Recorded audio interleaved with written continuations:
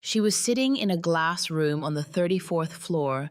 Her hand was shaking, the pen was in her fingers, and the man she had spent 3 years loving, 3 years cooking for, waiting up for, making excuses for, couldn't even be bothered to show up. He sent his lawyer instead, with a folder and a message. Donovan hopes this can be handled with mutual respect. Mutual respect. She signed her name, she rode the elevator down alone, and she thought, it's over. But here is what she didn't know. While she was busy trusting him, while she was folding his laundry and leaving plates of food and texting drive safe at 1 a.m, her father was in a room across the city, quietly, methodically, patiently, building a case. 14 months of evidence, $4.3 million in fraud, a woman he had been seeing for 2 years, texts he had fabricated. A scheme so calculated and so cold that it will make you question everything you thought you knew about the people who say I love you while looking you straight in the eye. She signed those papers in tears. But her trillionaire father was already coming, and Donovan Marsh had no idea what was about to hit him. Stay with me. Because this story is not just about betrayal. It is about what happens when a woman finally stops making herself small and starts taking up every single inch of space she was always meant to occupy. This story is for every woman who ever trusted the wrong person, blamed herself first, and wondered if starting over was even possible. The answer, as you are about to hear, is yes. Powerfully, beautifully, completely yes. If this story speaks to something you have lived or something you have feared, like this video, leave a comment below, share it with someone who needs to hear it today, and subscribe to this channel so you never miss a story like this one. We are building something here for women who deserve to be seen, and you are one of them. The pen sat on the table. Just a pen. Black, ordinary, the kind you find in a hotel lobby or a bank teller's drawer. Claire stared at it. She had been staring at it for 4 minutes. She knew it was 4 minutes because the clock on the wall had a second hand. It ticked. Loud. The kind of loud that fills a room when no one is speaking. And no one was speaking. The attorney across from her, Donovan's attorney, a man named Bryce in a suit that cost more than some people's monthly rent, had been silent since he slid the folder across the table.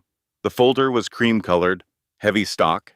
Her name was printed on the tab, Claire Ann Whitfield Marsh. They had kept her last name in. Both names, hyphenated. She almost laughed at that.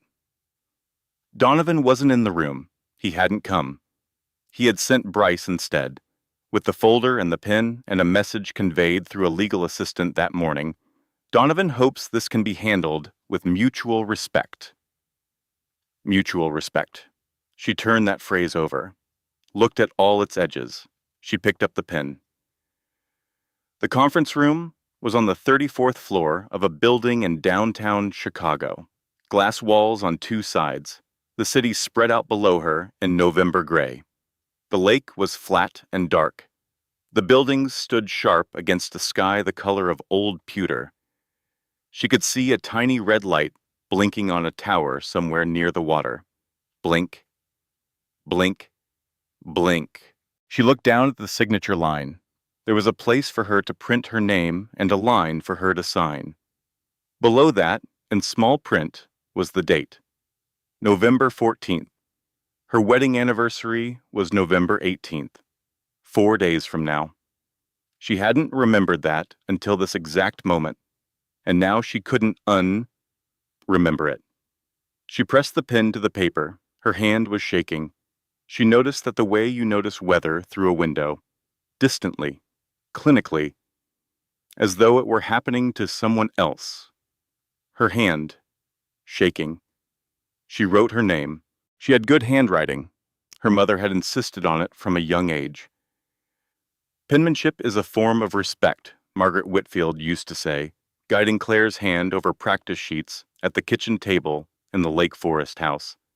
You're telling someone, I took care with this. I was present. She was present now. She signed her name carefully, completely. Bryce reached over and took the folder before she had fully set down the pen. He was efficient. She would give him that. Thank you, Mrs. Marsh, he said. She almost corrected him. Ms. Whitfield, now, she almost said. But the words sat in her throat like stones. She stood, her chair scraped back across the hardwood floor. The sound was enormous in the silence. She picked up her coat, cream wool, her mother had given it to her 2 Christmases ago, and walked to the door. Her heels were quiet on the carpet, loud again on the marble of the hallway. She pressed the elevator button. She waited. The elevator doors opened. She stepped in. The doors closed, and then she was alone, descending 34 floors. And the sound that came out of her was not a cry exactly. It was more like something collapsing, a structure that had been holding for a very long time, finally quietly giving way. She pressed her back against the elevator wall. Her hands came up to cover her mouth. She was not going to fall apart in a lobby.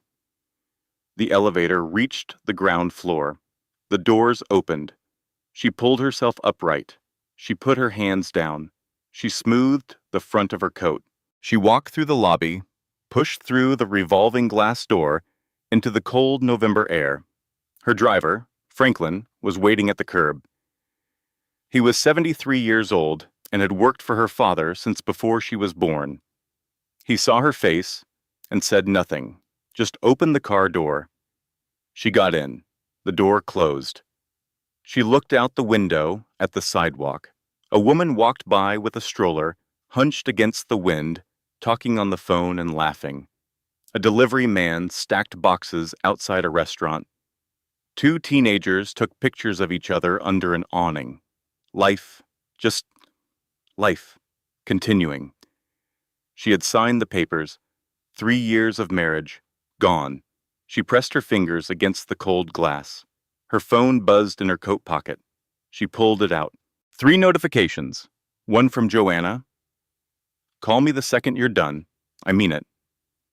One from her mother. A single heart emoji. Margaret Whitfield had learned to communicate volumes in one small character, and one from a number she didn't recognize. An international prefix she couldn't place. She set the phone face down on the seat beside her. Franklin, she said. Her voice came out steadier than she expected. Take me home. The Lincoln Park house. Franklin's eyes met hers in the rearview mirror, just for a second. He nodded. She turned back to the window. She was still wearing her wedding ring. She hadn't noticed until now. She looked down at it, a 3-carat oval diamond set in platinum, small pavé stones on the band. Donovan had proposed with it at a restaurant in the West Loop. The one they had gone to on their 3rd date. She had cried. She had been so happy.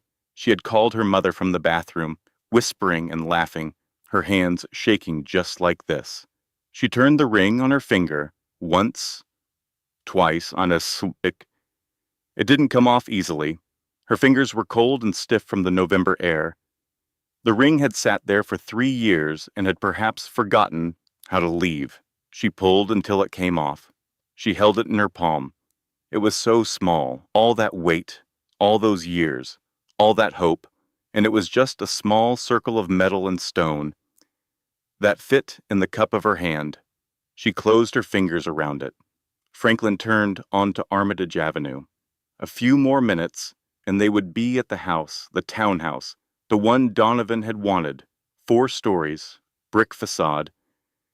The kind of Lincoln Park address that impressed the people Donovan needed to impress. She had loved that house, actually. The kitchen window faced a courtyard with a pear tree that went yellow every October. She had sat at that window with her morning coffee for 3 years and watched the light come through the soil, through the branches. She would miss that tree. She would miss it more than she would miss him. She understood that now with a clarity that was almost funny. Her phone buzzed again.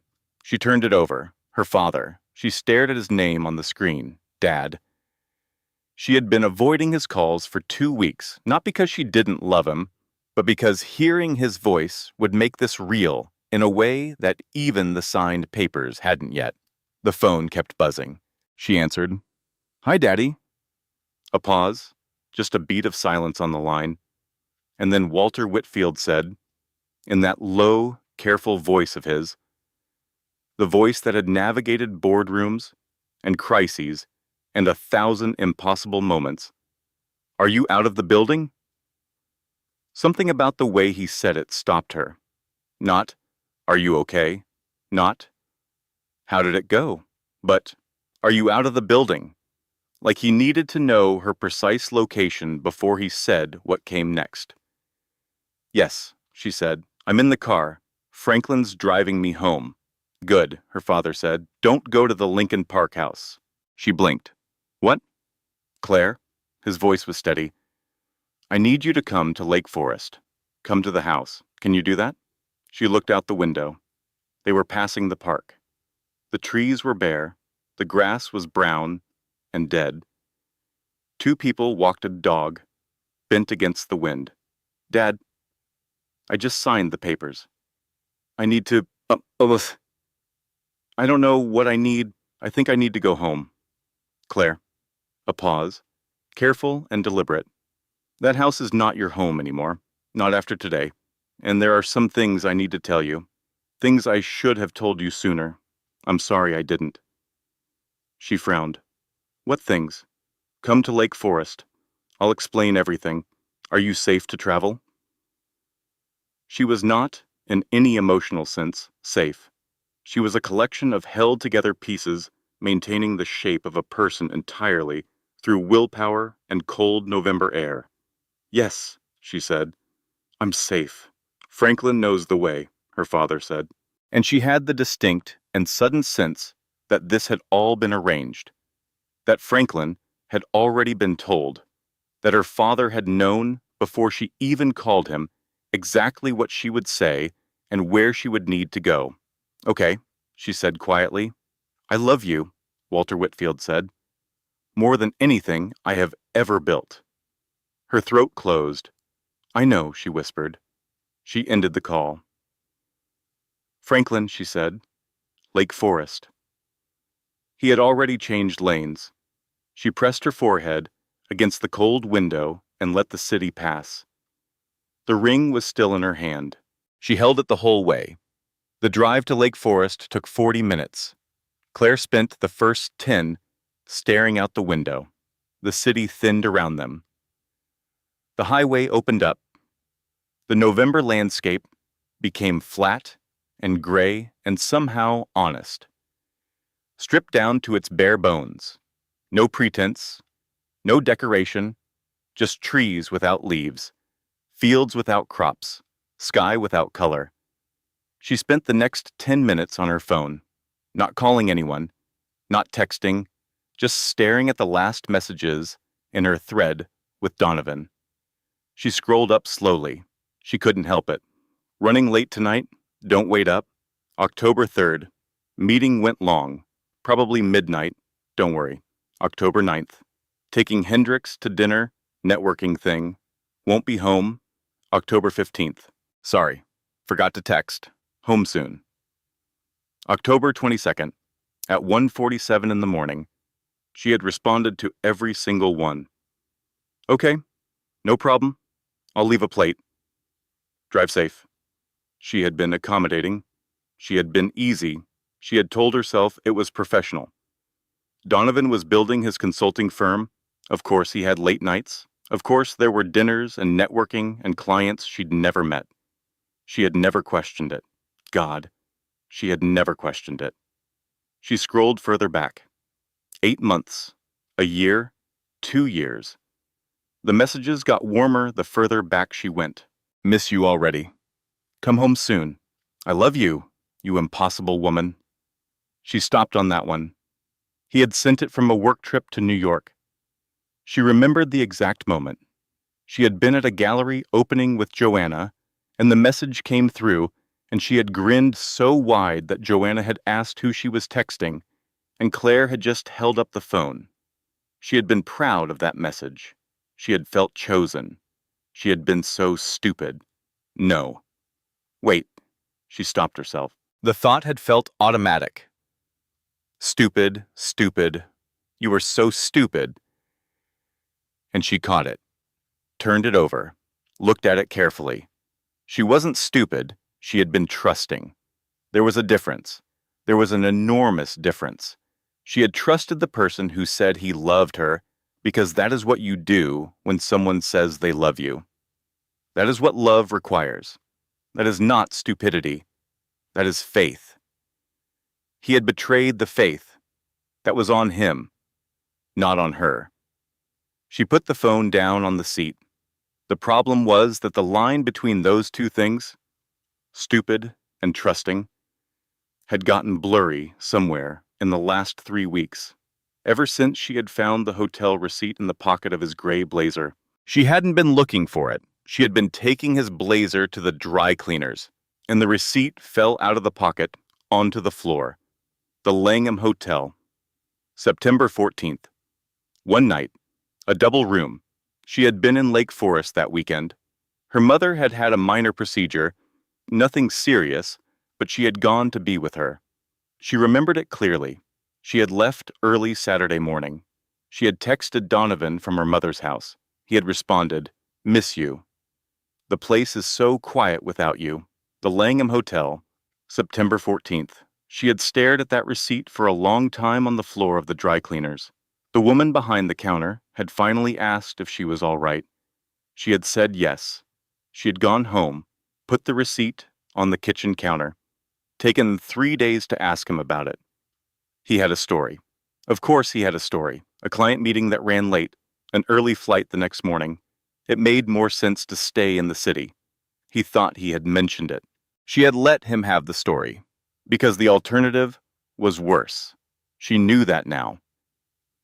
She had let him have the story, because dismantling it meant dismantling everything else. And she wasn't ready. She hadn't been ready. So she had folded the receipt back up and put it in her dresser drawer and told herself it meant nothing. But she had kept it. She had kept it because some part of her had always known, the part that noticed when he left the room to take calls, the part that registered how rarely he mentioned her name in professional settings. How often he said, "my wife," rather than Claire. The part that noticed he never suggested they attend her father's charity events together, even though those events were attended by exactly the kind of people Donovan claimed to want access to. He used her last name, the Whitfield connection, the right moments, the right rooms, the right implications. But he kept her at a careful distance from his actual professional life. She had thought it was because he was proud, independent. She had respected it. Now she turned that over, and it looked completely different. He had been compartmentalizing. He had been keeping her in the box labeled wife, separate from everything else. She pressed the palm of her hand flat against her sternum. Something was happening in her chest. Not a breakdown. Not yet. Something more like recognition. A slow, unpleasant alignment of facts that she had been holding separately, finally assembling themselves into a shape she could see. Franklin turned off the highway. They were in Lake Forest now. The streets were familiar. The old oak trees that lined Sheridan Road, massive and bare, the stone walls and iron gates, and long private driveways. She had grown up here. She had ridden her bicycle on these streets.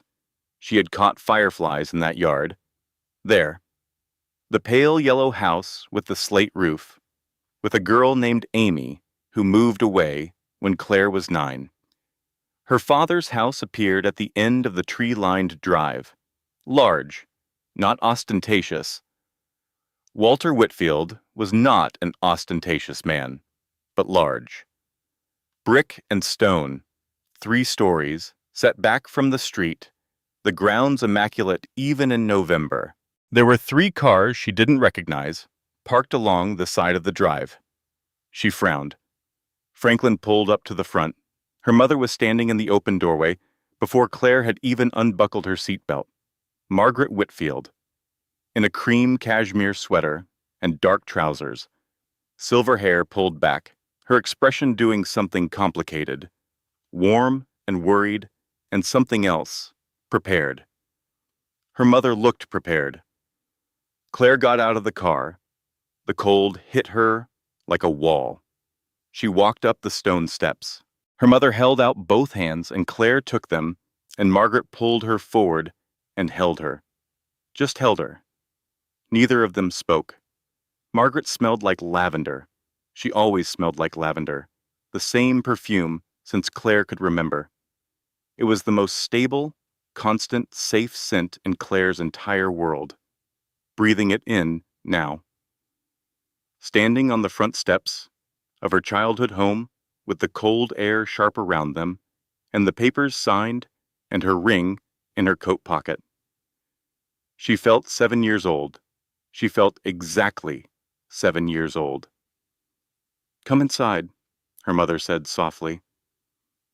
"Your father is waiting." "Mom, whose cars are those?" Margaret pulled back, looked at her daughter steadily. Those gray eyes, the ones Claire had inherited. "Come inside first," she said. The entry hall was warm. The housekeeper, Helen, took Claire's coat gently. Claire caught a glimpse of her own reflection in the hall mirror. Pale, eyes puffy, hair slightly windblown at the edges, she looked like a woman who had been holding something heavy for a very long time and had just, that hour, set it down. She followed her mother through the hall toward the study. The door was open, and the study was not empty. 2 men she didn't know sat across from her father's desk. Both in dark suits, both with laptops open and folders stacked in careful piles. The older one, silver-haired, with glasses and a stillness that suggested decades of difficult rooms, stood when she entered. Her father stood too. "Claire," he said. He came around the desk and took her face in both hands, the way he had when she was small and needed reassurance. He looked at her for a long moment. His eyes were dark and steady and held within them something she couldn't name. Grief, maybe, mixed with purpose. "I'm glad you came," he said.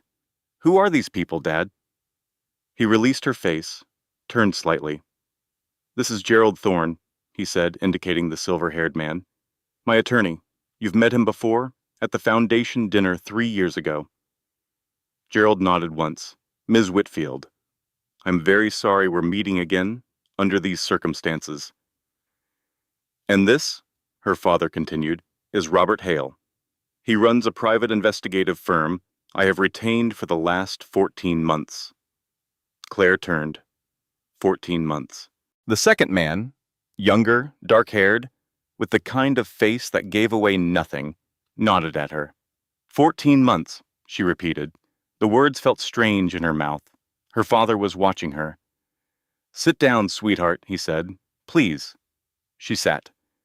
And the room was so quiet she could hear the November wind against the study windows.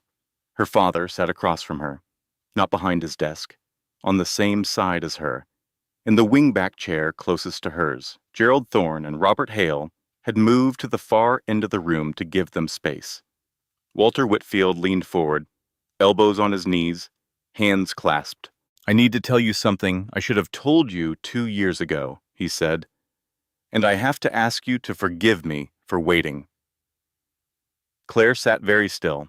"I started to have concerns about Donovan in the first year of your marriage," her father said. "Not personal things at first, financial things, discrepancies in his consulting firm, the way certain contracts seemed to come to him with a little too much ease. The Whitfield name helped him," she said. "That's not Claire." His voice was gentle but firm. It wasn't just the name. He was using documents, your financial history, your trust portfolio, your business affiliations, things he should not have had access to. things that are not public record. She blinked. He had access to your private financial documents through your shared accounts, Gerald said carefully from across the room. Over the course of the marriage, approximately 16 separate financial disclosures were made by Donovan Marsh to potential investors, business partners, and lending institutions. Those disclosures included your trust fund valuation, your projected inheritance, and confidential details about Whitfield Industries. The room was very quiet. The Whitfield name, her father continued, was the product he was selling, but you, your actual financial identity, that was the collateral. Claire looked at her father. He was using me, she said. Not as a question, as a statement. Walter nodded once, slowly. She sat with that. She thought about all the time she had signed things, joint account documents, property records, insurance papers. She had signed them the way you sign anything in a marriage. With the comfortable ease of shared life, shared trust, shared everything, she had been so willingly transparent, and he had used every single page. How much? She asked. Gerald shifted in his chair. That's still being fully determined. But preliminary figures. How much, Gerald? He met her gaze. Approximately $4.3 million raised in investor capital, using representations tied to your name, your trust portfolio, and the Whitfield connection. Several of those investors may have legitimate legal claims against him. $4.3 million. She pressed her hands flat on her knees. And the affair? She asked. The room got quieter. Her father's jaw moved, just slightly. He looked at the floor for a moment, then back at her. The woman's name is Serena Holt, he said. She is an analyst at a financial services firm in the Loop. Donovan has been in a relationship with her for approximately 2 years. 2 years. 2 years. She thought about everything that had happened in the last 2 years.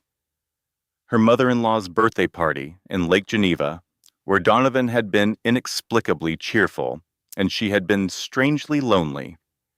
The Christmas trip to Aspen, where he disappeared for 2 hours and came back flushed, and said the hot springs had been crowded.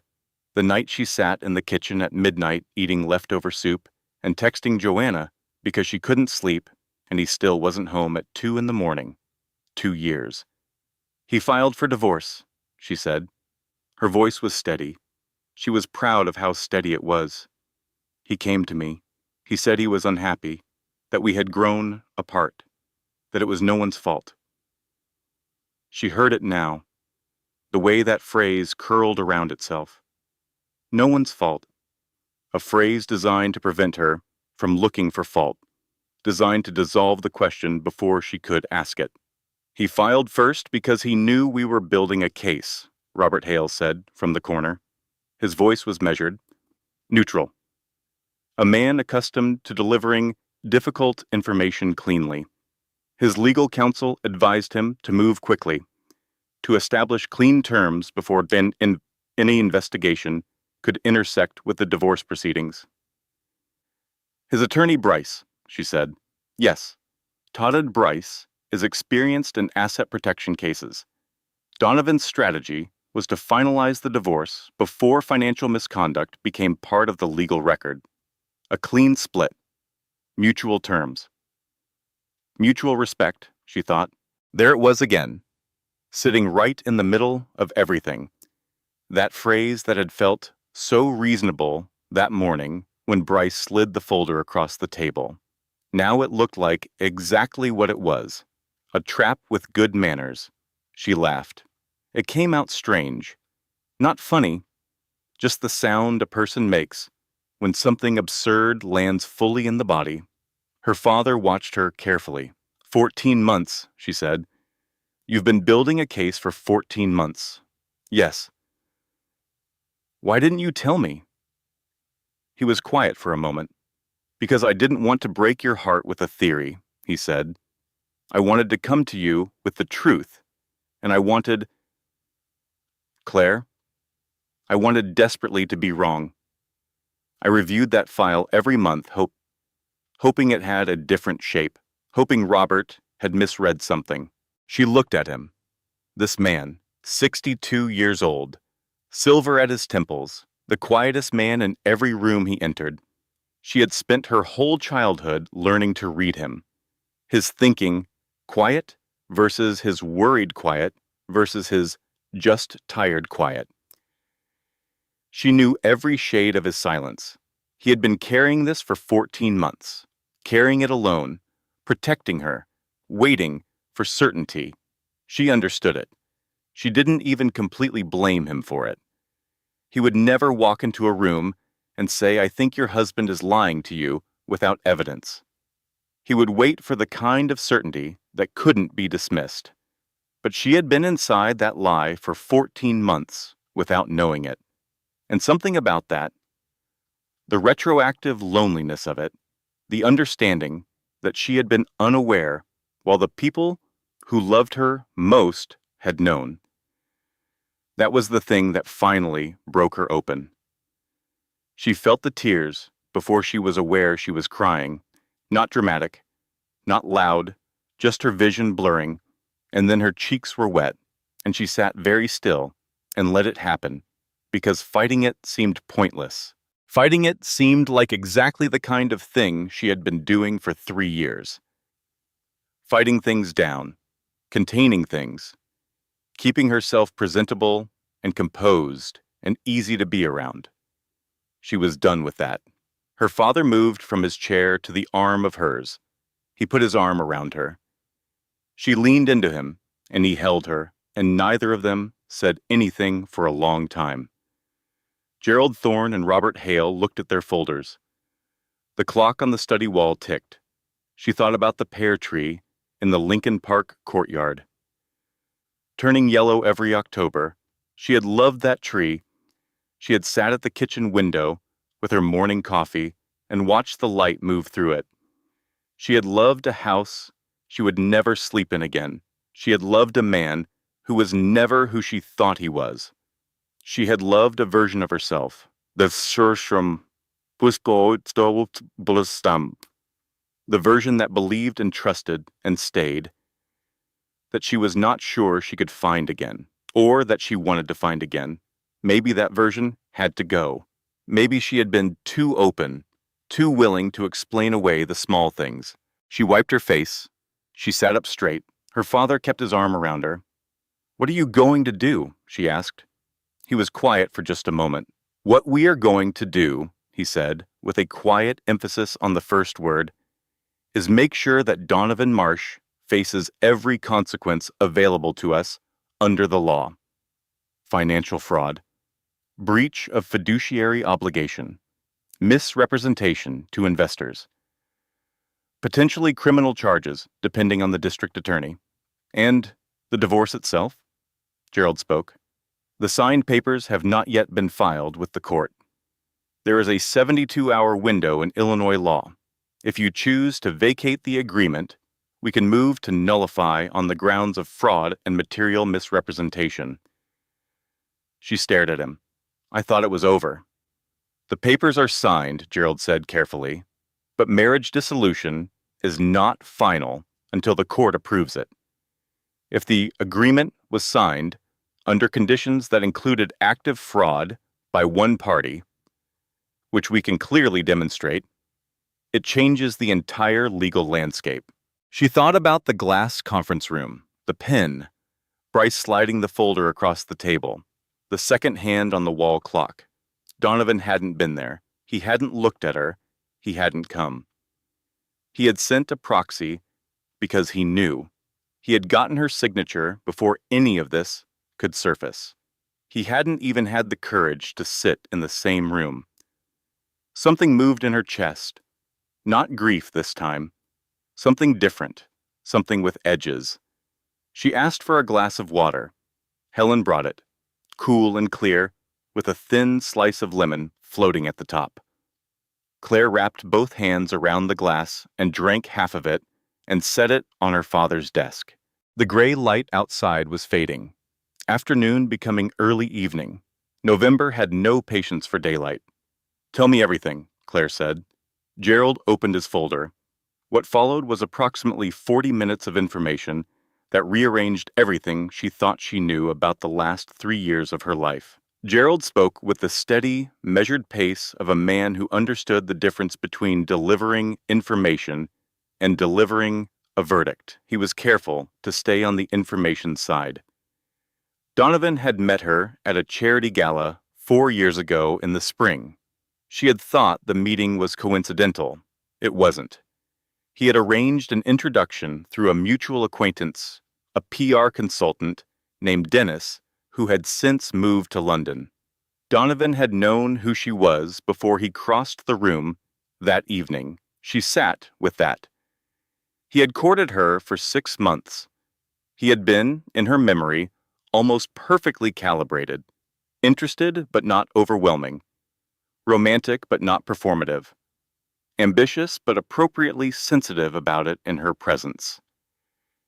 He had said, early on, that he didn't care about her money, that he was building something of his own, that he wanted her to be proud of him, not the other way around. She had believed him completely, because it was what she had always hoped for. Someone who saw Claire, not Whitfield. He had known that. He had discovered what she hoped for, and he had become it. The consulting firm, MR Consulting Group, had been capitalized in its first year, partly on implied Whitfield backing, not direct investment. Her father had never invested in the firm, but Donovan had leveraged the association carefully. My wife's family, the Whitfields, yes, were quite close. The implication carefully deployed without ever quite crossing into an outright lie. The investors he had approached were respectable people. Some of them were people her father knew, people who trusted the Whitfield name, people who had written checks based on a relationship that, in its actual substance, was nothing more than a marriage to a woman Donovan had targeted. "He's going to face civil suits from at least 4 of them," Gerald said. "And criminal?" she asked. "That depends on the district attorney's office. We've been in preliminary conversations. Given the documentation Robert's team has assembled, there is a credible case for wire fraud in at least 2 instances. The federal angle is also possible, given the interstate nature of certain transactions." Federal. She let that settle in the room. She thought about Donovan's hands. He had beautiful hands, long fingers, always clean, always a good watch on the left wrist. She had loved those hands once. She had held them across restaurant tables and in movie theaters and in the moments before surgery once when she'd had her appendix out and been terrified. He had held her hand in the hospital and told her she was going to be fine. He had come to the hospital. He had been kind. She thought, was any of it real? And then she thought, does it matter anymore? The marriage had served a purpose for him. Some of what he'd felt might have been genuine. People are never purely one thing, but she understood now, with a clarity that had an almost physical quality, like cold water on a very hot day, that whatever he had felt for her had never been equal to what she had felt for him. She had loved a whole person. He had loved a strategy. That asymmetry was the thing. That was the thing that made her chest tighten, not with grief anymore, but with something brighter, hotter, cleaner. "He came to me," she said. "He initiated the divorce." "Yes," Gerald said. "He sat me down in our kitchen. He told me the marriage wasn't working, that we had grown apart. He handed me his lawyer's card and let me believe I was equally responsible for its failure." She looked at her father. "He needed me to sign voluntarily. If he had filed first with contested terms, there would have been a discovery process, a financial audit. He couldn't have that." "No," her father said. "He couldn't. So he managed me," she said. The words tasted bitter and clear at the same time. "He said everything was mutual, and let me sign my own name to papers that would have protected him entirely. She stood up. She walked to the window. The front yard was dark now. The oak trees were just shapes against the evening sky. Her reflection was faint in the glass, pale. The cream blouse she had worn to the signing, her hair slightly loose at the sides. She looked at herself. She thought, "You are the daughter of Walter Whitfield. You have been inside the walls of the most powerful family in this city your entire life. And you let a man reduce you to a signature on a form." She thought, no more. It wasn't rage exactly.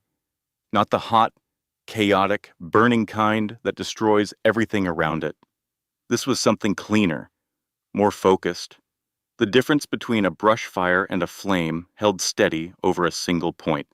She turned back to the room. "Gerald," she said, "what do I need to do?" Gerald Thorne smiled. Just slightly. The smile of a man who had been waiting for exactly that question. She called Joanna at 7:45 that evening. She was in her old bedroom by then. Her parents had suggested she stay, and she hadn't argued. She sat on the edge of the twin bed she had slept in from age 8 to age 17, blue cotton duvet, reading lamp that still had the dent from when she had dropped a hardback novel on it at age 12. The room was smaller than she remembered. Rooms always were. Joanna answered on the first ring. "Finally, I have been climbing the walls. Are you okay? Don't say yes if you mean no." "I'm not okay," Claire said, "but I'm going to be." "What happened? How was it?" "I signed the papers." "Oh, honey." Mm. "And then I came to my parents' house," Claire said, "and I found out that my father has spent the last 14 months building a legal and investigative case against my husband for financial fraud, misrepresentation to investors, and using my financial identity as collateral without my knowledge." The silence on the other end of the phone lasted approximately 4 seconds. "I'm sorry," Joanna said. "Say that again." Claire said it again. Another silence. "Claire," Joanna said slowly, "I know. I need to tell you something," Joanna said, and her voice was lower now, more careful. "I've been sitting on something I should have said 2 years ago. Something I noticed. I'm sorry I didn't tell you at the time." "What did you notice?" "He asked about your trust," Joanna said. "At Dale's birthday party. He asked me, casually, the way people ask things when they're trying to seem casual, whether your trust was controlled or discretionary. I thought it was a strange question. I changed the subject. I should have told you." Claire closed her eyes. A controlled trust distributed based on trustee decisions. A discretionary trust allowing free access after a certain age. The difference, which Smith found, for an investor pitch was significant. He had been building his pitch. At a birthday party. Through her best friend. He was building his pitch, Claire said. "I'm so sorry, Claire." "Don't be sorry. I'm the one who lived in that house. I had every opportunity to look closer and chose not to. That's not fair to yourself. Joanna." She opened her eyes. The glow-in-the-dark star was still on the ceiling. Still there after all these years. "I'm not saying it's my fault. I'm saying I knew, somewhere. Some part of me always knew something was off. And I chose not to look at it directly." A long pause. "What are you going to do?" Joanna asked. "My father has Gerald Thorne involved," Claire said. A brief silence. Then, "Oh God." "Yeah. Does Donovan know any of this is coming?" "I don't think so. I think he believes the papers are as good as filed. I think he thinks it's done, and he's already looking ahead." She heard Joanna breathe in slowly through her nose. "Claire, this is not done." "No," Claire agreed. "It isn't." She lay back on the twin bed, the pale blue ceiling, that small star in the corner, still faintly glowing even after all these years. Her mother had pressed it up there when Claire was 7 years old and had apparently never gotten around to taking it down. Like certain parts of yourself, she thought. the parts that refuse to leave, no matter what gets built over them. Can you come tomorrow? Claire asked. I'm already in my car, Joanna said. Joanna, it's 8 o'clock at night. I'll be there in 45 minutes, maybe 40 if the highway's clear. Claire laughed. It was the first real laugh she'd had all day. Small, tired, but completely real. Drive safe, she said. Joanna arrived at 8:52. Margaret Whitfield opened the front door before Joanna could knock. She embraced her in the entry hall with the warmth of a woman who had always genuinely loved her daughter's best friend. Joanna, tall, red-haired, in the oversized gray sweater she had clearly pulled on as she walked out the door, hugged Margaret back and said without preamble, I need to hug her, tell her several things, and then make sure she eats something. Kitchen's warm, Margaret said. Helen left soup on the stove. They ate at the kitchen table, the big round one in the bay window, the one where Claire had done homework every day for 9 years, where her father had drunk his coffee every morning of her childhood, where family dinners had happened with the easy regularity of tides coming in. She had forgotten how grounding a table could be. The soup was chicken and vegetable, Helen's recipe, slightly smoky with thyme. The bread was crusty and still warm. They ate without ceremony, without performing gratitude, just two women at a table with food in front of them, doing the quiet animal work of nourishing themselves after a hard thing. They talked and then didn't talk, and then talked again. Joanna understood that silence after a rupture was not a problem to be solved. It was just weather.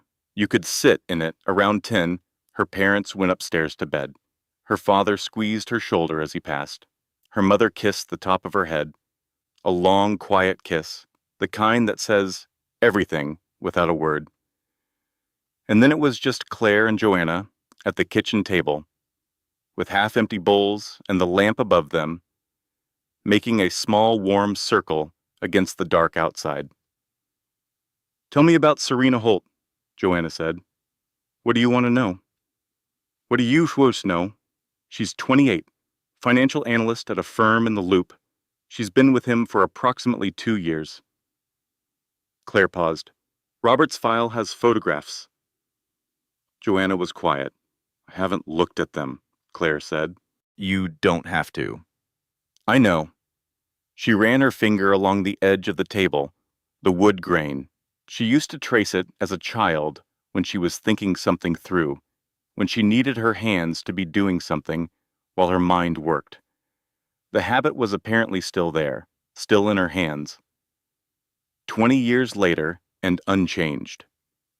I keep trying to picture her, and I can't. I don't know what she looks like. I don't know if she's kind or unkind. I don't know if she knew about me. Does it change anything? If she did? Maybe, if she knew. If she's been with him for 2 years knowing he was married, that's one kind of person. But if he told her things, made it seem different. I can't make myself hate someone I've never met. I've tried, and I genuinely cannot do it. Joanna looked at her for a long moment. That's very evolved of you, she said. It feels more like exhaustion than evolution. Joanna smiled, just a little. You know what I keep coming back to? Claire said. The hotel receipt. I found it in October, and I folded it back up and put it in my dresser drawer. I kept it for 2 months. You weren't ready, Joanna said. Why wasn't I ready? Because being ready meant blowing up your whole life, Joanna said. And you were living in that house, with that man, with those routines, and that kitchen window, and that pear tree you love so much. And blowing it up meant losing all of it. People hold on to evidence because they're not ready for the consequences of using it. That's not weakness, that's human. Claire was quiet. I kept it in my dresser for 2 months, she said. And then one morning, I got up and I found it again, and I put it in my coat pocket. I wore it around for a week, and then I called a lawyer. Joanna blinked. You called a lawyer? Last month? Before he came to me with with his speech about growing apart. She paused. I called a family law attorney downtown, just to understand my options. I didn't retain her, but I called. Joanna stared at her. Claire? I think some part of me had already decided, she said. Some part of me was preparing, and when he sat me down in our kitchen and gave me the speech, some part of me had already slowly made a kind of peace with it. Not fully, but enough. She pressed her hands flat on the table. The hardest part, she said, is that I can't separate the things I'm genuinely grieving from the things I'm relieved about. It all blurs together, like when you cry so long, you stop knowing if you're sad or just exhausted. Joanna reached across the table and put her hand over Claire's. They sat like that for a while. The kitchen clock ticked. The bare branch of the oak tree outside made small sounds against the window glass. Breathing room, just two women and a kitchen and the November wind. She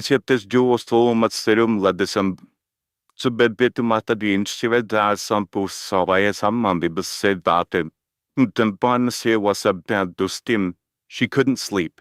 She lay in her childhood bed and stared at the ceiling and thought. She thought about who she had been before Donovan, 27 years old when they met, working at an arts nonprofit in the Fulton Market District. She had been there for 2 years, and she had loved the work. Managing donor relationships, coordinating community programming, finding the language that connected wealthy funders to working artists. She had been good at it. She had her own apartment in Wicker Park. She had furnished it herself on a strict budget, not because she had to, but because she wanted to know she could.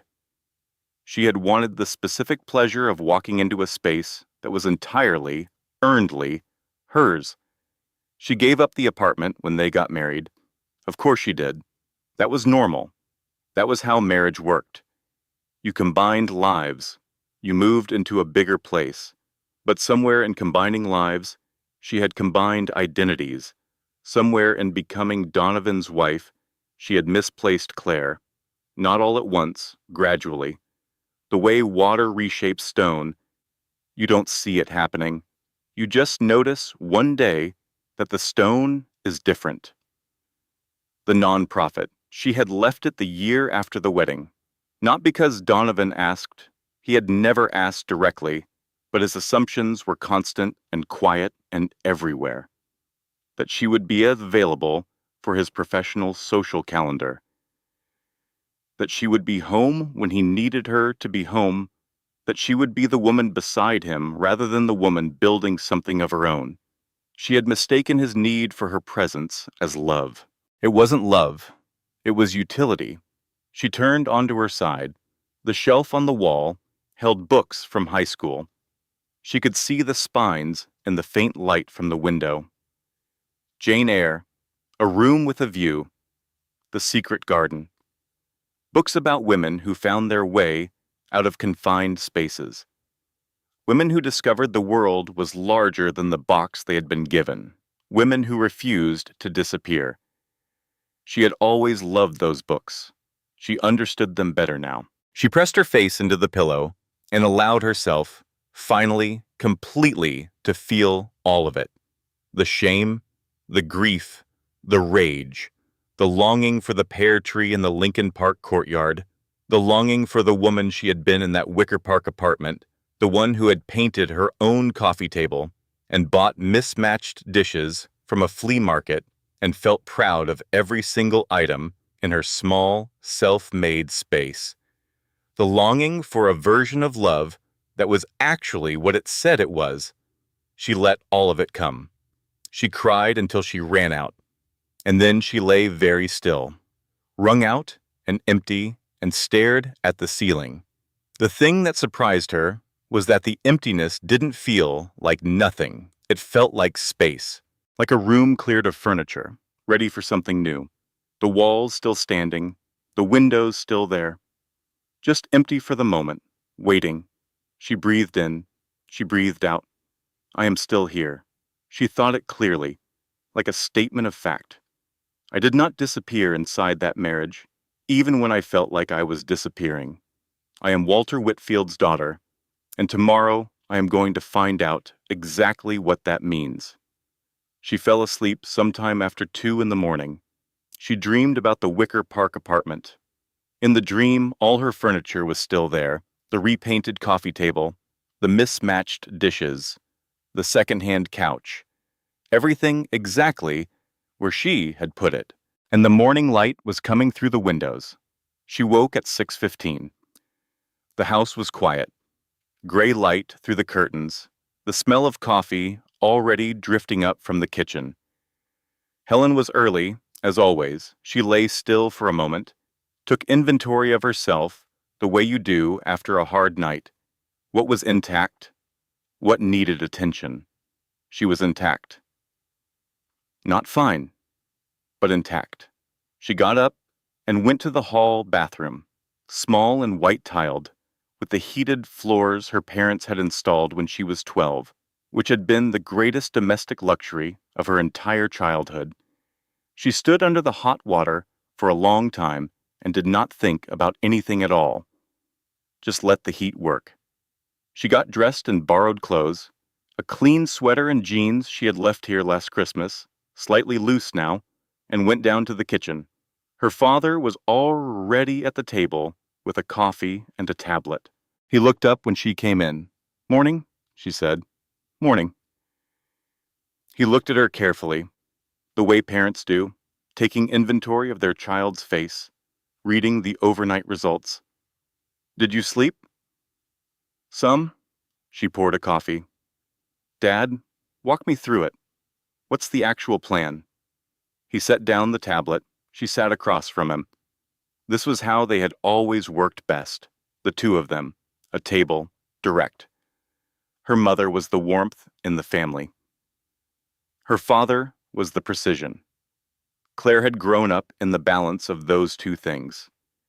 She had her mother's empathy and her father's mind, and she had learned early that they were not opposites. They were a complete system. "Gerald is filing a motion today," her father said, "to delay finalization of the divorce agreement pending review of potential fraud. That buys us time." How much time? 60 to 90 days minimum. During that period, the court-ordered financial disclosure Donovan was avoiding will take place. Everything he submitted to investors will be formally audited. The discrepancies will become part of the official legal record. And the investors he misled? 3 of them have already been contacted by their own attorneys. When the investigation becomes public, which will happen within the week, we expect more to come forward. Gerald will coordinate the civil side. She wrapped both hands around her coffee mug. The warmth of it was grounding. "He's going to know," she said. "Yes." "When?" "Today, most likely. Gerald files around 9 this morning. Bryce will know within the hour. He'll tell Donovan. And Donovan will call me," she said. "Yep," her father said. "He will call you." She absorbed that. "And what do I do when he calls?" "You don't answer," her father said simply. "You let Gerald handle all communications. Nothing direct with Donovan from this point forward. Not in writing, not verbally. Every communication goes through Gerald's office." She nodded. "There's something else," her father said. She looked at him. "Serena Holt." She set down her coffee. "What about her?" "She called Robert's office yesterday evening," her father said. "After business hours. She left a message." He paused. "She wants to meet." Claire stared. "With us? Why?" "We don't fully know yet. Robert's team is gathering more background on her this morning, but she reached out voluntarily. That suggests she either has information she wants to share or she wants to distance herself from Donovan before this becomes public. Possibly both." Or both, Claire said. Or both, her father agreed. She thought about Serena Holt, 28 years old, financial analyst, 2 years with a man who was, the entire time, still married. She tried again to picture her, tried to build a shape in her mind. Was she aware he was married? Claire asked. That's one of the things we need to determine. She was quiet for a moment. She thought about what Joanna had said the night before. If he told her things, made it seem different, people were not simply categories, not simply villain and victim and innocent bystander. She knew this. She had always known it. The real world did not arrange itself in those clean, satisfying opposition. I'll meet her, Claire said. Her father hesitated. Claire, you don't have to. I know I don't have to. I want to.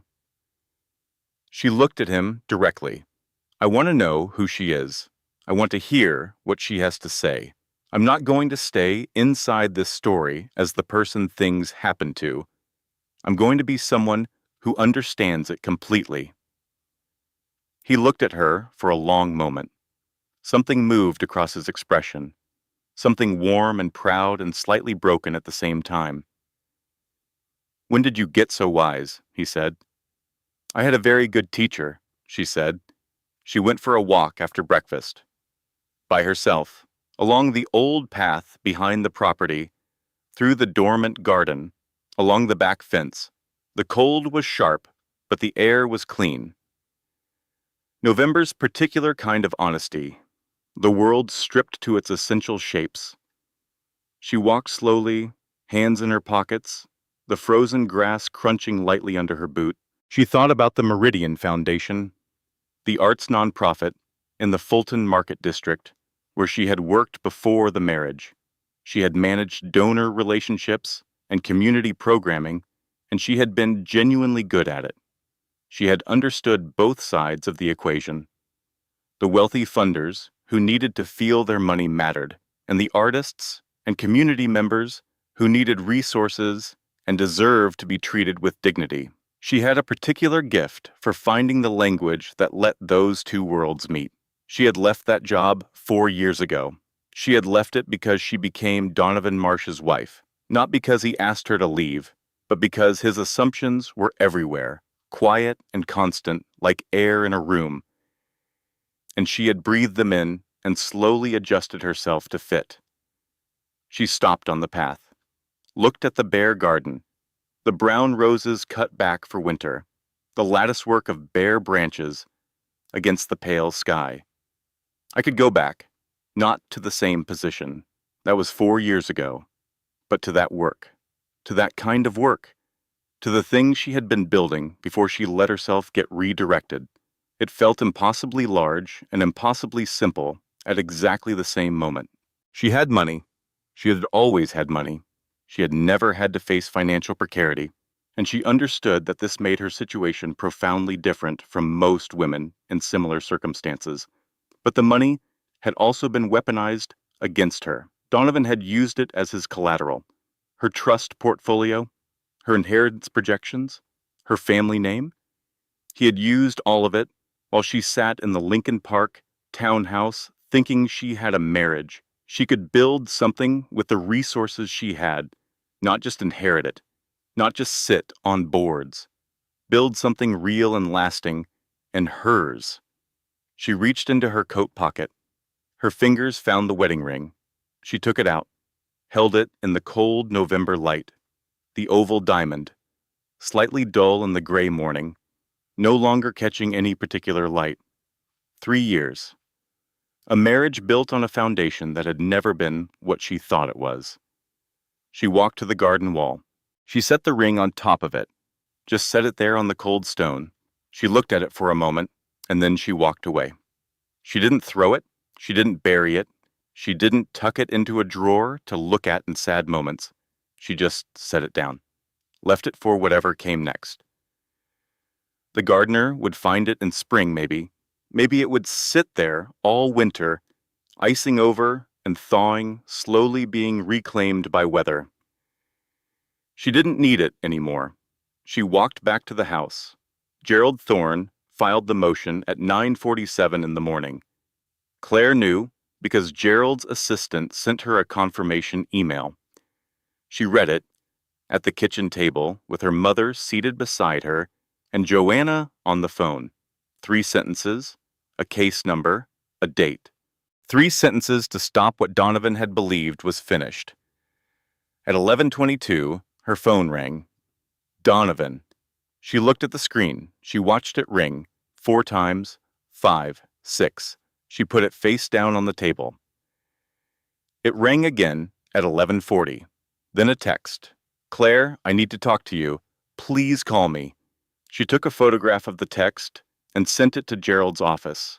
At 12:30, Bryce called Gerald's office. Gerald was unavailable. His associate took the call. The conversation lasted 4 minutes. At 2 in the afternoon, Gerald called her.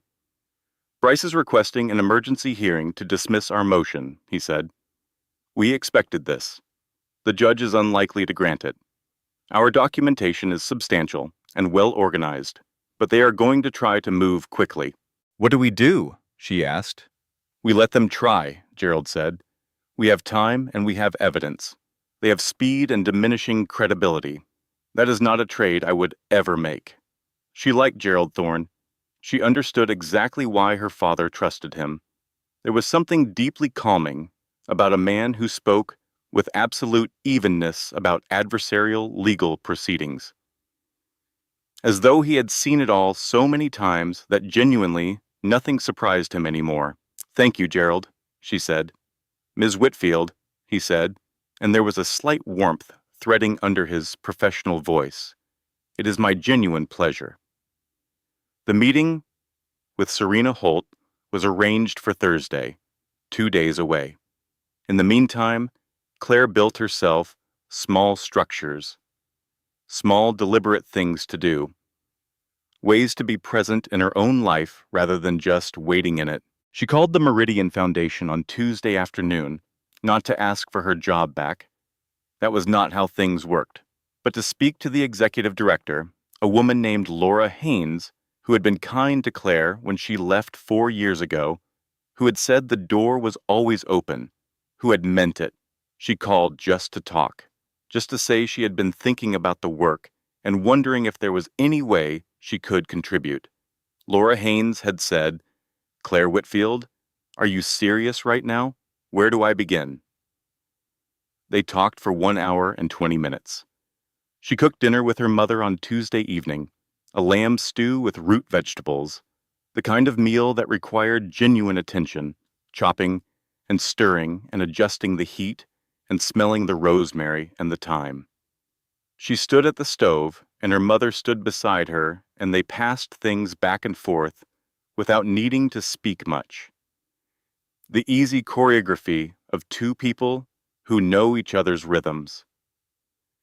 At one point, her mother said, I want you to know I saw through him early, very early. I know, Claire said. I didn't say anything because you loved him, and I was afraid. Of what? Margaret stirred the pot slowly. Of being wrong, she said. I thought, what if I'm just being overprotective? What if I'm one of those mothers who can never let anyone be good enough for her child? She paused, and then more time went by, and the more I watched, the more certain I became. But by then you were married, and I thought, what do I do now? I tell her, and she has to choose between her marriage and her mother's opinion. I couldn't do that to you. Claire looked at her mother. It wasn't your job to save me, she said. I know that intellectually. Margaret touched her own temple lightly. But I carried it. Every single time I saw you at holidays, looking tired in a way that wasn't just tired, I carried it. Mom. I just need you to know, Margaret said, whatever you do next, whatever you build for yourself, I see you. I have always seen you. Not the name, not the marriage. You, Claire, just you. Claire set down the wooden spoon. She turned and hugged her mother in the middle of the kitchen. The stew bubbled behind them. The windows fogged from the steam. The smell of rosemary filled the air. Her mother held on for a long time.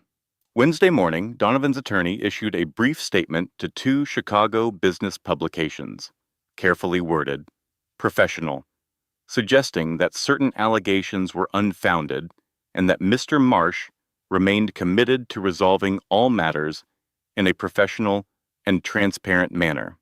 It was, Gerald noted in a dry email to Claire, exactly the kind of statement you issue when you know the allegations are founded and you are trying to establish a reasonable sounding narrative before everything becomes fully public. The story broke Thursday morning. A business correspondent at the Tribune had been tipped by someone in the district attorney's office. The article ran online at 6 a.m., measured and factual. No named sources, but accurate description of the investigation, the nature of the financial disclosures, the scope of the investor claims. By 7 in the morning, it had been shared several hundred times. By 9, two of the affected investors had gone on record through their attorneys. Their quotes were brief and careful and devastating. Claire was at the kitchen table, eating toast, when her phone began filling with messages. People she hadn't heard from in months. Former colleagues, family friends, people from Donovan's professional world, some of them clearly alarmed, clearly recalibrating, clearly aware that they had written checks or made introductions based on a connection that was not what it had appeared to be.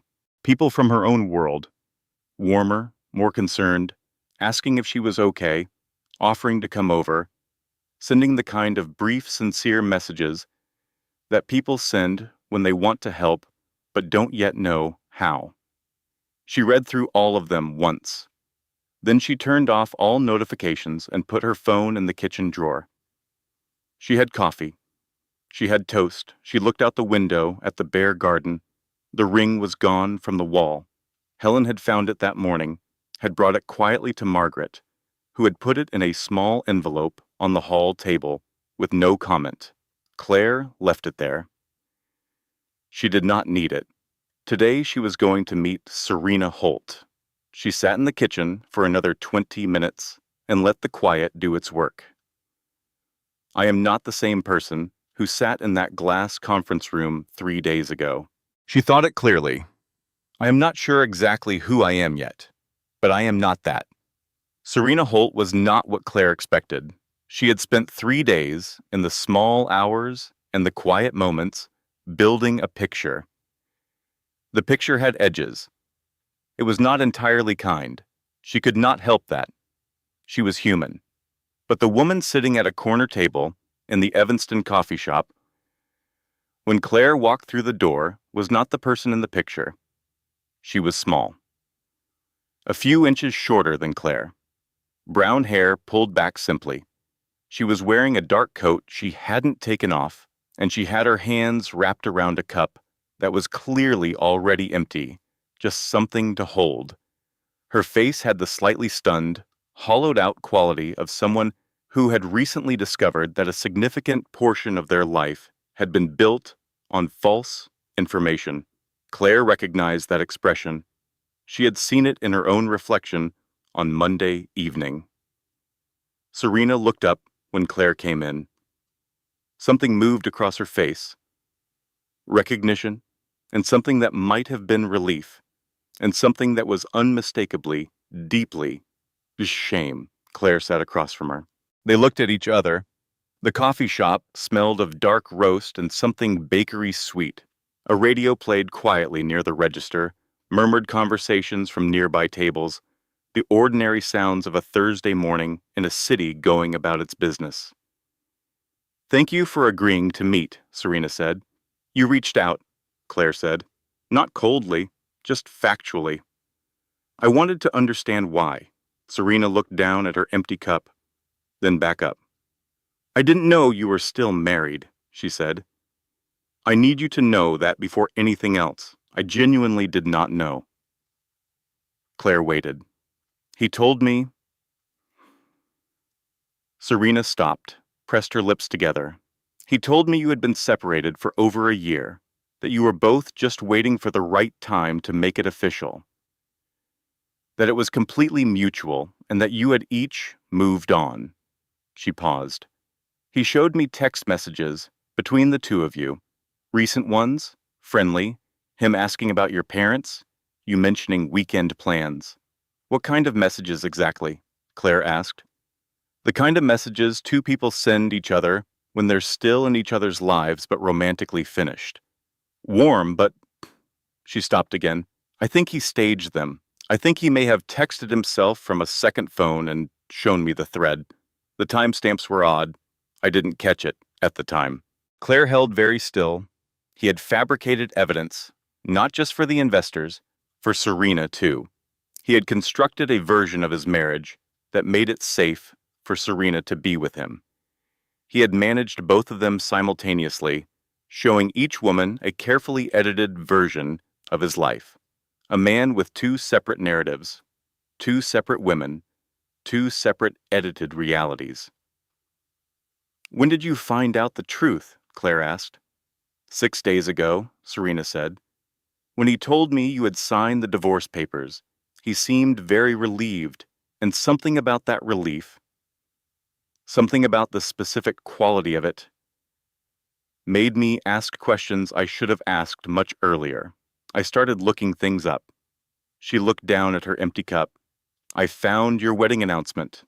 It was dated 8 months after he told me you were already separated. She paused. He lied about the timeline, she said quietly. 8 months before the point where he claimed you were already separated, you were getting married. The math didn't work.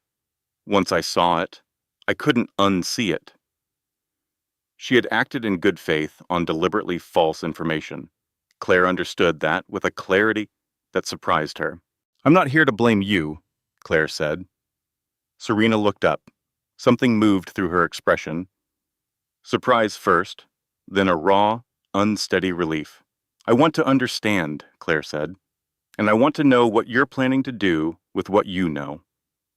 Serena reached into her bag. She took out a manila envelope and set it on the table between them. I work in financial analysis, she said. When I started looking at the timeline, I started looking at other things too. Things he had mentioned in passing. Conversations I had been present for. Investor meetings he had brought me to, saying I could provide independent credibility as a financial professional. She pushed the envelope slightly toward Claire. I kept notes, I kept records, the way I always do. I wasn't keeping them for this purpose, but I think they may corroborate what you're already building, and I think... Good. She stopped. Started again. I think I was part of the operation too. Unknowingly. He used me the same way he used you. Differently, but the same essential logic. I was a tool with a different function. Claire looked at the envelope.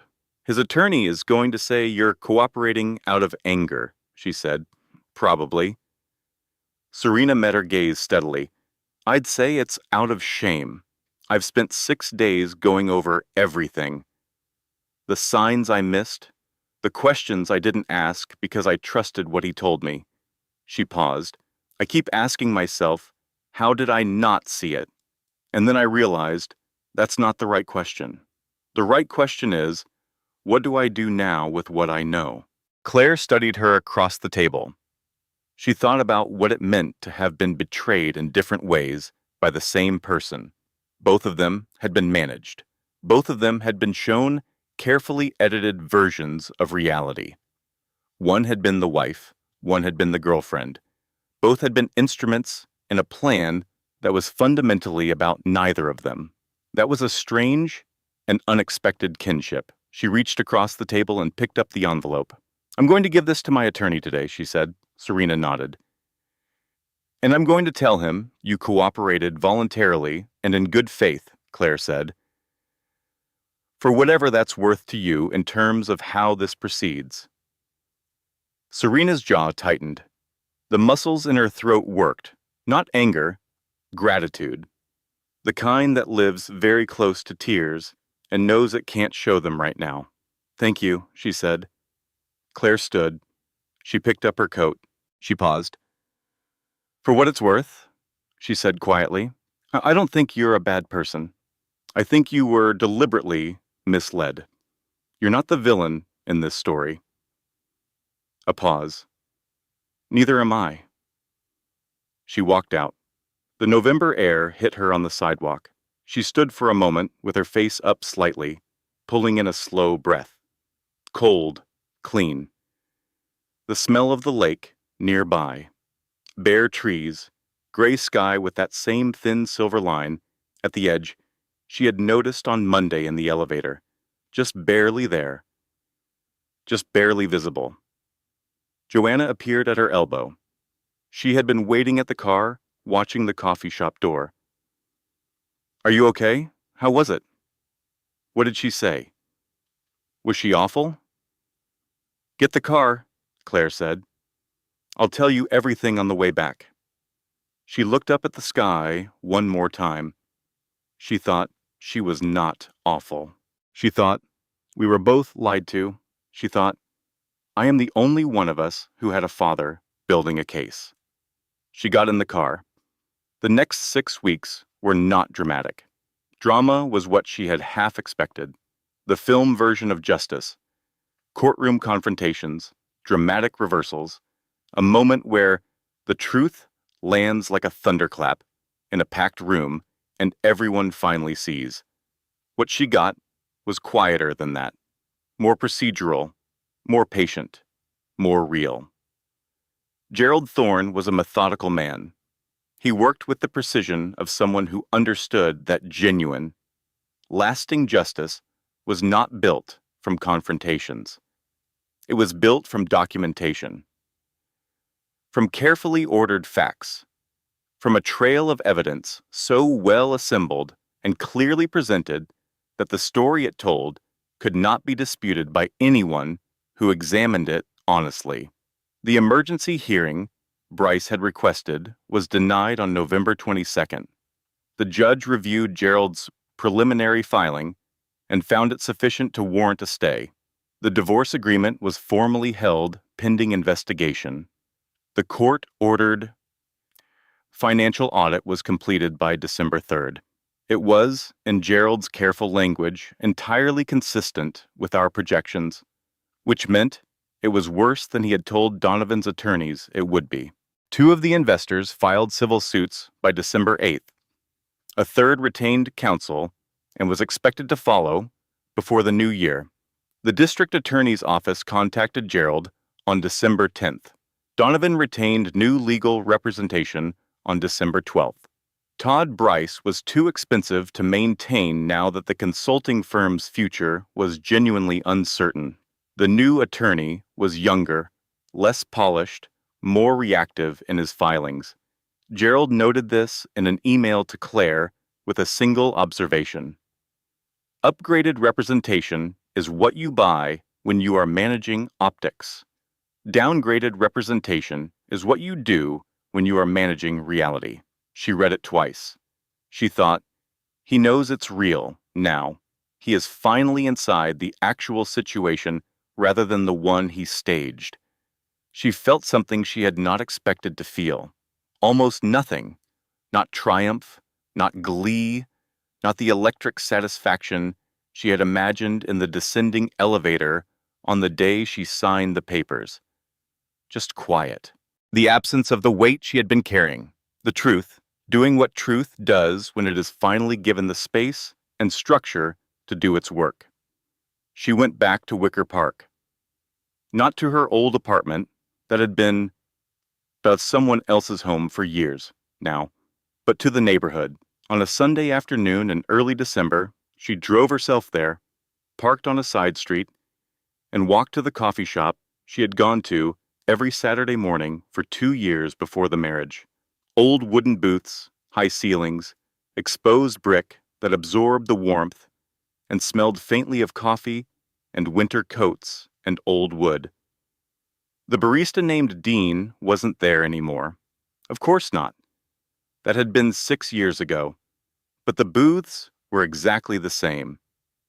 She sat in the one by the window, ordered a coffee, set her laptop on the scarred wooden table.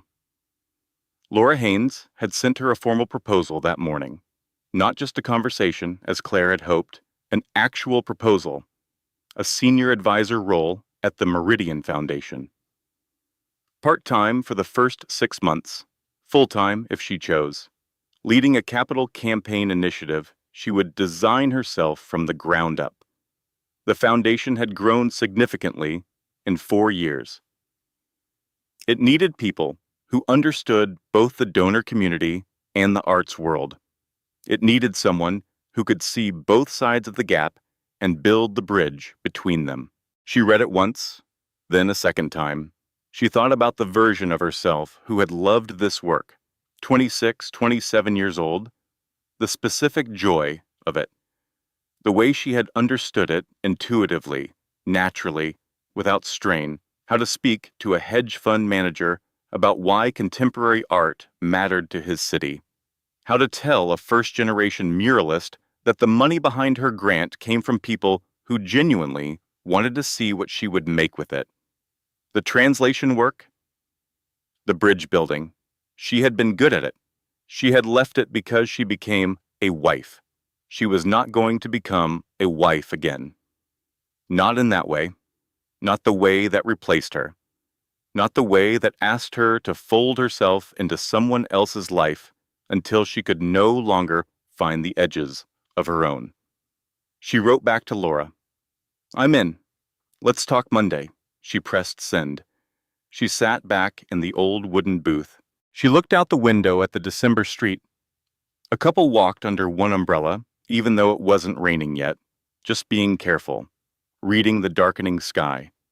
A woman pushed a bicycle along the sidewalk, too cold to ride it, but not ready to leave it behind. A man in a bright orange coat taped a flyer to a telephone pole, smoothing the edges carefully with his palm.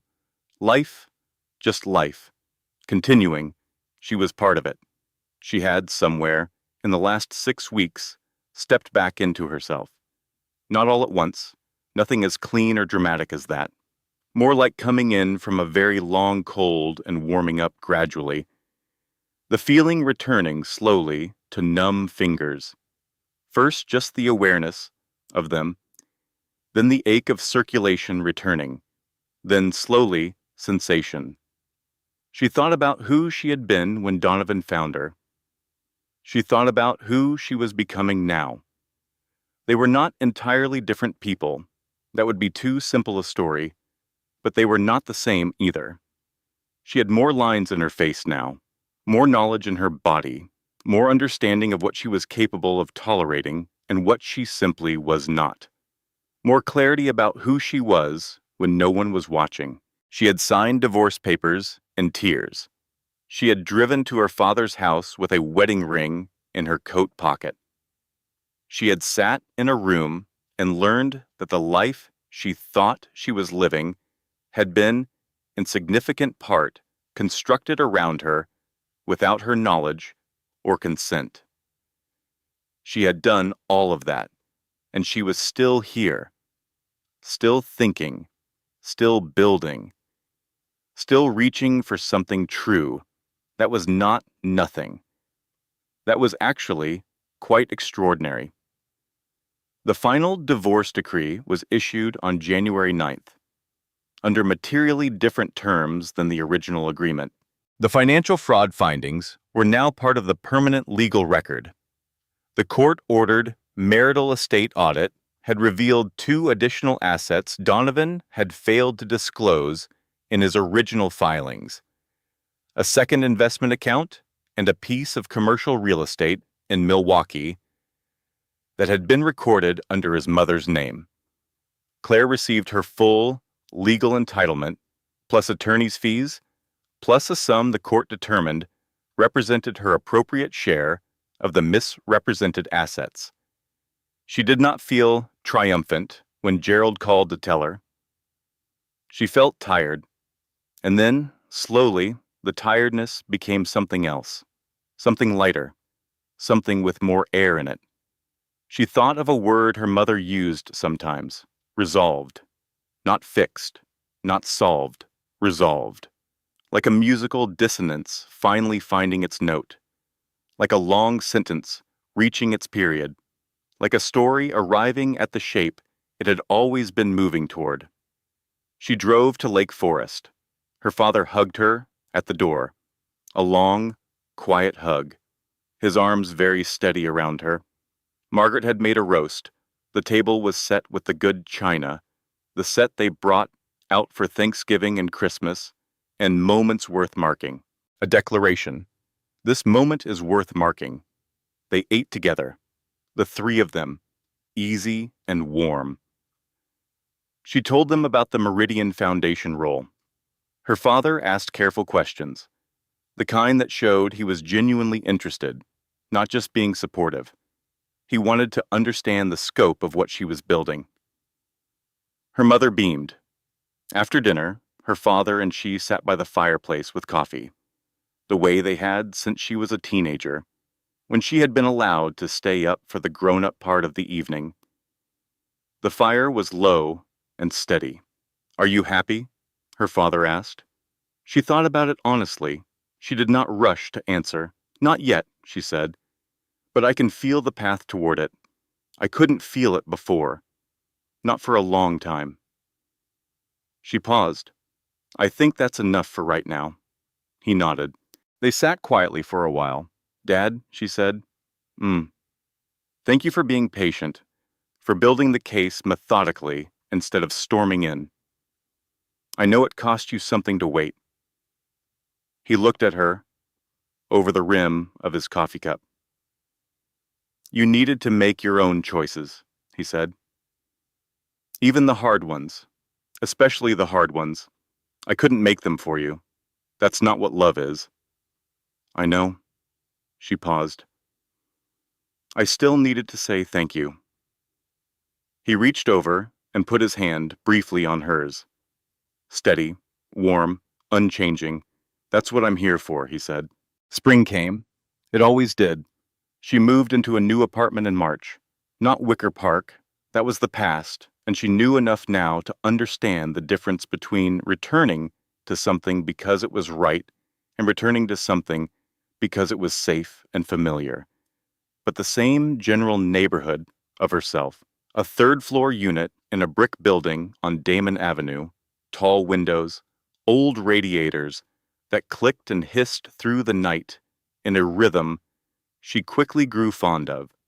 A view of an interior courtyard where, when April arrived, a pear tree would turn white with blossoms before settling into its full green summer self. She had chosen the apartment for the pear tree. She understood that about herself now, clearly and without apology. She needed beautiful, quiet things. She needed views of things growing.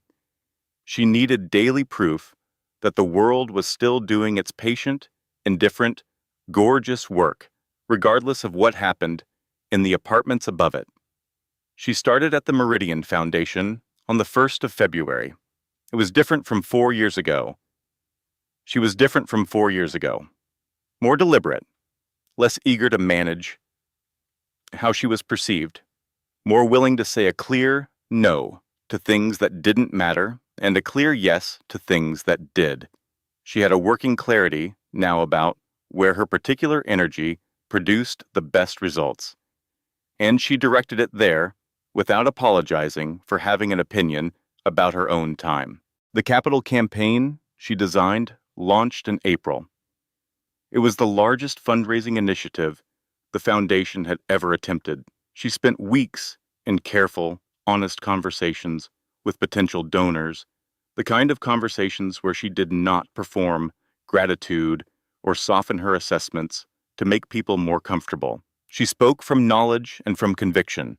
She said what she genuinely believed about the work and its importance. And the donors responded, not to a performance, to a person. Laura Haynes called her into her office on a Tuesday morning after the first major gift came in. $750,000 from a family foundation that had been considering a much smaller contribution. The largest single donation in the Meridian Foundation's 30-year history. I don't know what you said to them, Laura said. The truth, Claire said simply, about the work, about why it matters, about what the city loses when it doesn't invest in the people making things. Laura shook her head slowly. Whatever you're doing, don't stop. Claire smiled. I don't intend to, she said. She saw Serena Holt once more, in April, in the hallway outside a courthouse on LaSalle Street, the morning of the preliminary hearing on the fraud charges. Serena was there to give a deposition. Claire was there with Gerald, briefly, to review some final documentation before it was submitted. They saw each other from a distance first. Then proximity made the moment unavoidable. They stopped. They looked at each other. There was no embrace, no dramatic resolution, no mutual declaration of unlikely friendship. They were not friends, and they likely never would be. The damage Donovan had done to each of them had been different in kind and had made them fundamentally strangers to each other, even as it had made them, in some essential way, witnesses to exactly the same truth. How are you doing? Claire asked. Better, Serena said. I started therapy in December, twice a week. It's significant, more than I expected. It is, Claire agreed. She had started herself in February. Dr. Carol Webb in a quiet office in Lincoln Square, twice a week, slowly, carefully learning to distinguish between her own actual instincts and the static accumulated from years of living inside someone else's constructed narrative. Good luck today, Claire said. You too, said Serena. They went their separate ways down the hallway. It was not a warm moment, but it was a real one. Two people acknowledging each other with simple honesty. No performance, no drama. Just the acknowledgement that they had both been here, that they had both survived the same architect's schemes, in different rooms of the same building. That was enough. Donovan entered a plea agreement in May. 2 counts of wire fraud, restitution to 3 investors in the amount of $2.1 million, a substantial fine, 5 years of probation and ongoing monitoring of any financial activities. No prison time. Gerald had been candid from the beginning that prison was not guaranteed, and she had come to terms with that over the winter months. She had not needed him in a cell. She had needed the truth to exist in a place that couldn't be revised, in a public record, in a court document, in a newspaper article that anyone could find. The Tribune ran a follow-up piece the morning of the plea, 1,500 words, his name in the headline. The scope of the scheme described clearly and factually, the investors named, the amounts documented, the Whitfield name mentioned once in context as the connection he had misrepresented. She read the article at her kitchen table on a Tuesday morning. The window was open for the first time that spring. Cool air, green-smelling. The sound of birds somewhere in the courtyard below. The pear tree was in full bloom, white blossoms, abundant, moving slightly in the morning breeze. She read to the end. She closed the browser. She sat for a moment. She thought, there it is. She had expected to feel more than she did. She had been prepared, she thought, for triumph or relief or the particular lightness of a weight being lifted all at once. And there was some of that, a quiet satisfaction, an acknowledgement in her body of something properly completed, but mostly she felt done, finished with that chapter, ready to turn the page and find out what was written on the next one. She thought, somewhere along the way, I stopped needing this to be about him. She thought that might be the actual victory, not the legal outcome, not the newspaper article. The moment I stopped organizing my energy around his undoing and started organizing it around my becoming. She got up. She poured a second cup of coffee. She stood at the open window and looked down at the pear tree, white blossoms, the occasional petal releasing in the breeze, falling in a small, slow arc. She breathed in the spring air. Joanna came for dinner that evening. They cooked together in the new kitchen, pasta with something improvised from the back of the refrigerator, olive oil, garlic, the last of a wedge of Parmesan, some wilted arugula that still tasted fine once it hit the heat.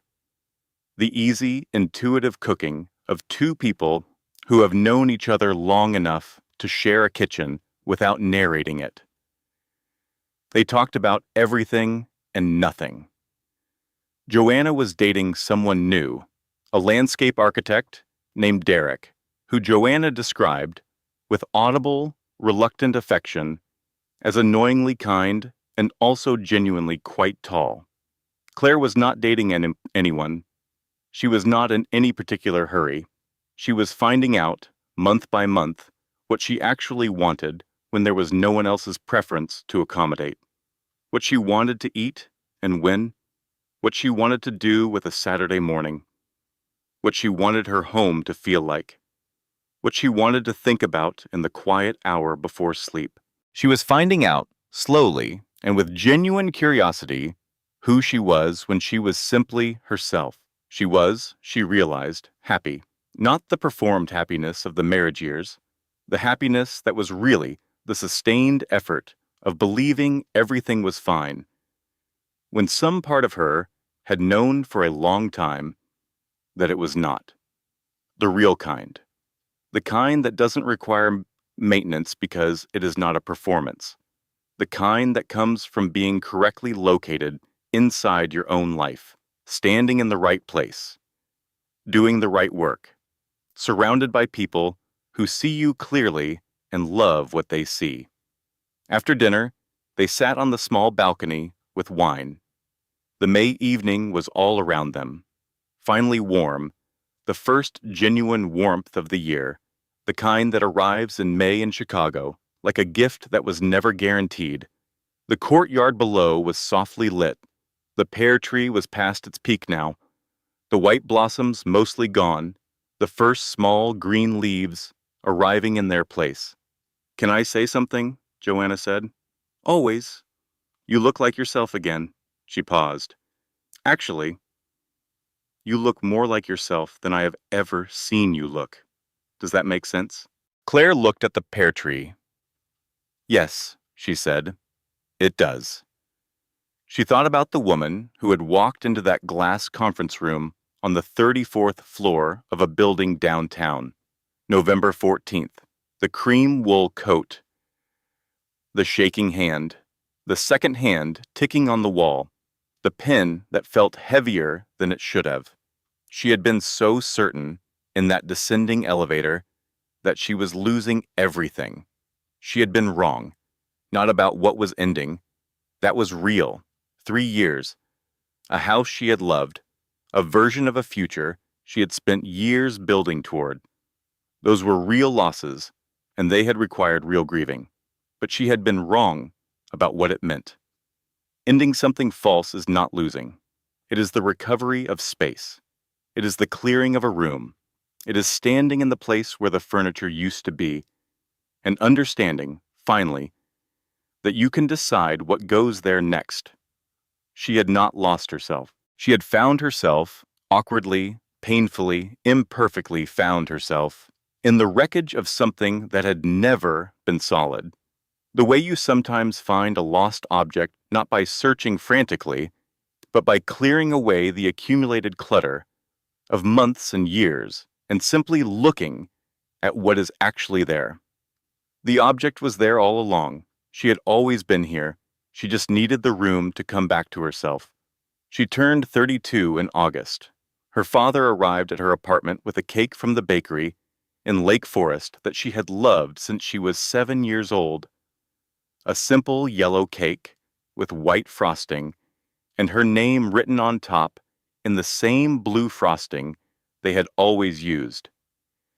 Some things you do not need to change, her mother brought 3 different kinds of flowers from her garden. She arranged them in mason jars on the kitchen table, while Margaret filled the apartment with cheerful, specific commentary about Claire's furniture choices. Joanna arrived late and unapologetic, with a bottle of very good wine and a card that said things on the inside that made Claire laugh until her eyes watered.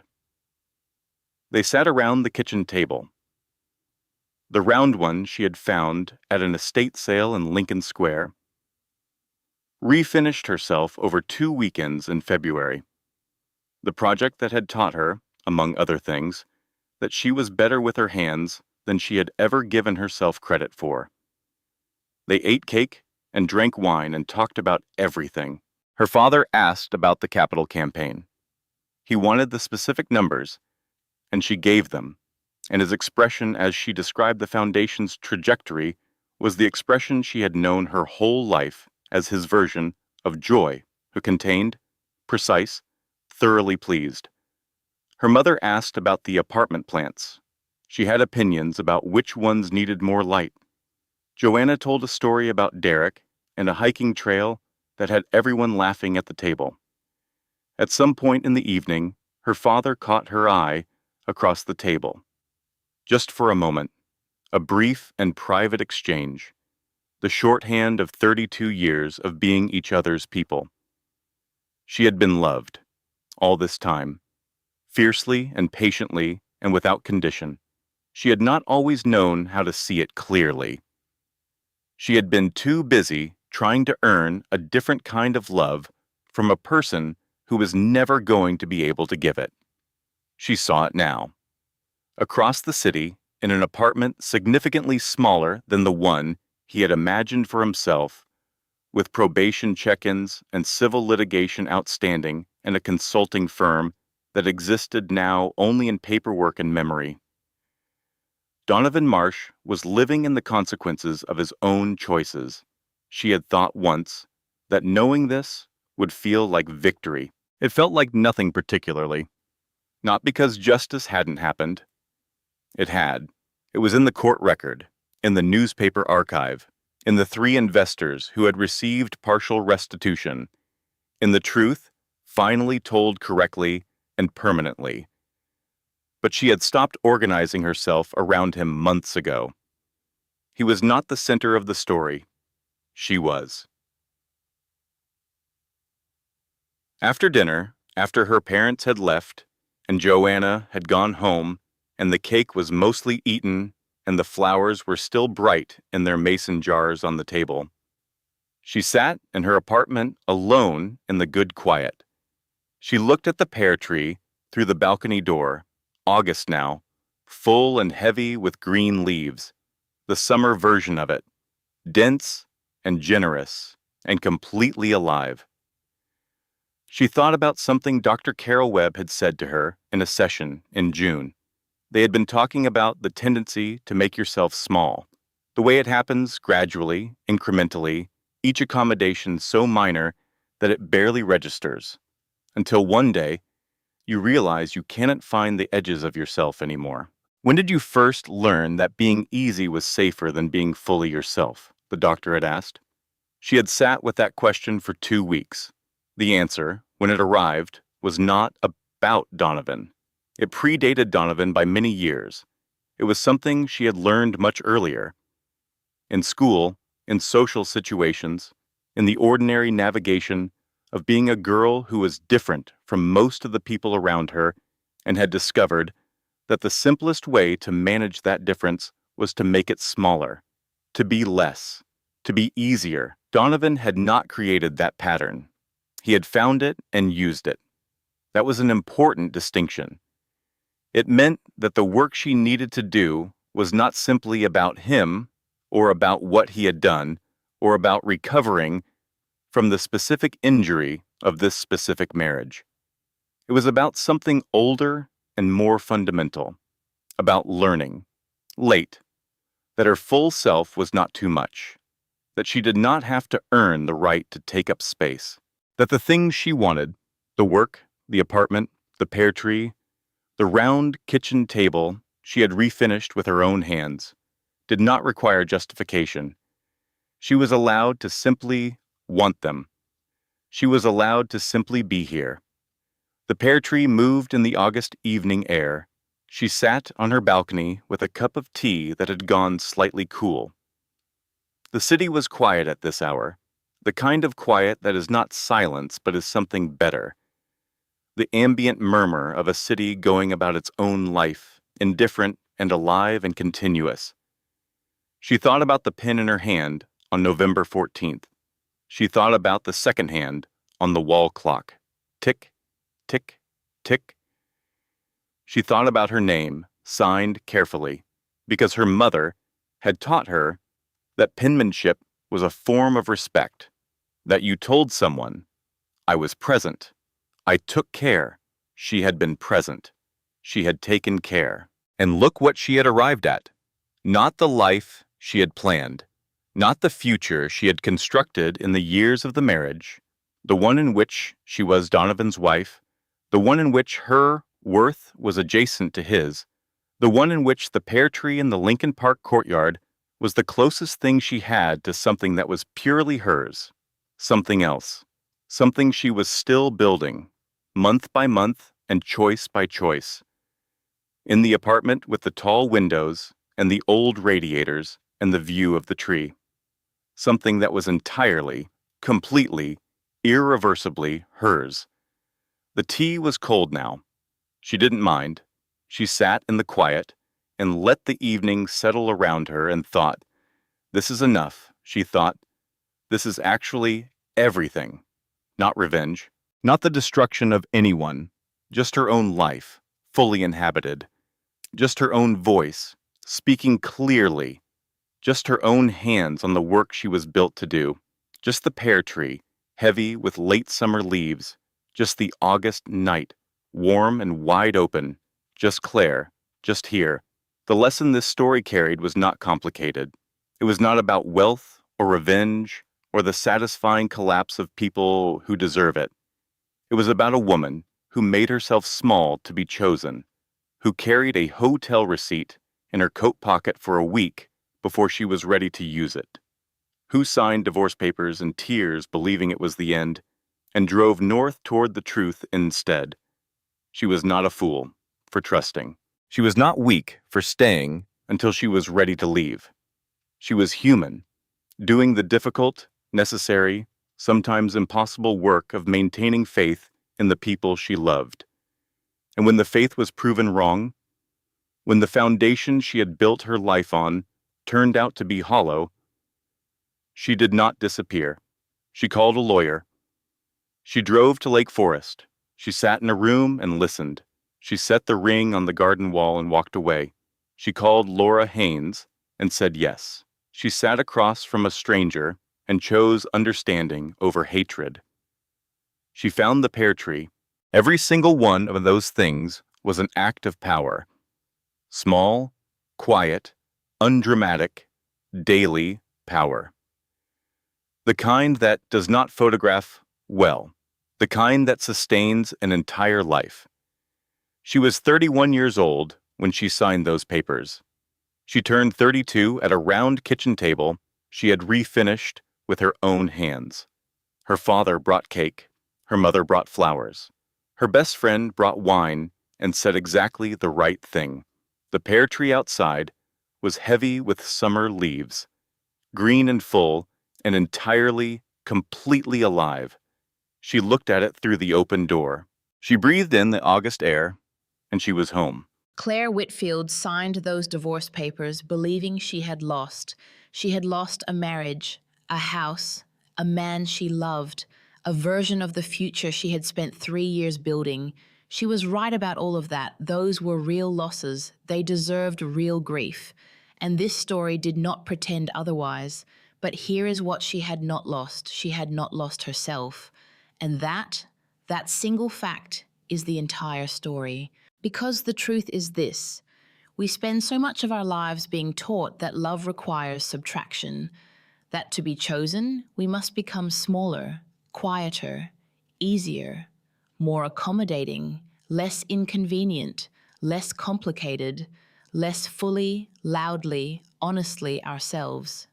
We learn it early, in school, in friendships, in the way certain rooms respond to us when we take up too much space. And so we compress. We fold ourselves down. We carry hotel receipts in our coat pockets for weeks before we are ready to ask the question we already know the answer to. We are not foolish for doing this. We are human. But here is the lesson that Claire's story holds at its very center, underneath all the fraud charges and the legal filings and the father who spent 14 months building a case in quiet rooms. You cannot be truly loved by someone who only loves the version of you that has made herself convenient. Donovan Marsh did not love Claire. He loved her access, her name, her trust portfolio, her quiet willingness to not ask too many questions. He loved the space she left for him to operate in. He loved a woman who had learned to make herself small. And the moment she stopped, the moment she sat across a kitchen table from her father and said, "Tell me everything," and then stood up and said, "What do I need to do?" He had nothing left to work with, because his entire strategy depended on her not knowing her own power. The second she remembered it, it was over for him. That is not a story about a father's wealth. That is a story about a woman recovering her own authority over her own life. And here is the second lesson this story carries. Quieter, but just as important. The people who love you best will sometimes protect you in ways that feel like silence. Walter Whitfield did not storm in. He did not confront. He did not make demands, or issue ultimatums or tell his daughter who to leave and when. He gathered the truth, carefully, patiently, for 14 months.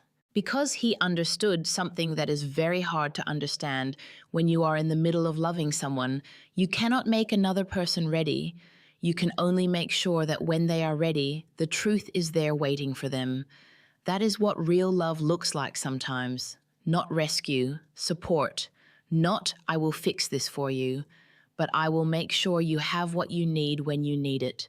And the third lesson, perhaps the most personal one, the one that lives closest to the bone. Starting over is not a failure. It is a return. When Claire walked into the Meridian Foundation, she was not starting from scratch. She was returning to something she had set down, something she had left behind, not because it wasn't right for her, but because she had been gradually redirected away from it by a relationship that needed her to be less than she was. The work was still there. The gift was still there. The woman who had loved that work was still there. She had never actually gone anywhere. She had just been waiting, patient as a pear tree in November, for the right season to come back around.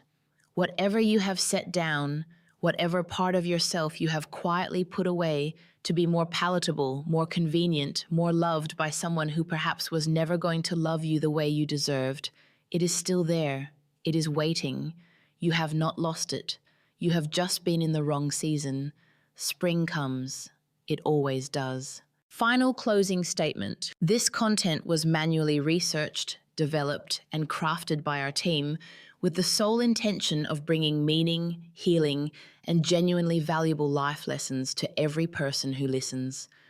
We do not create stories for shock alone. We build them to reflect something true about the human experience, about how people survive, recover, and become more fully themselves through the hardest seasons of their lives. Every word here was chosen with care. Every emotional beat was built with intention, because we believe that a story, told honestly, can change the way someone sees themselves. And if even one person walks away from this feeling less alone, feeling seen, feeling reminded of their own strength, then every hour spent building it was worth it completely.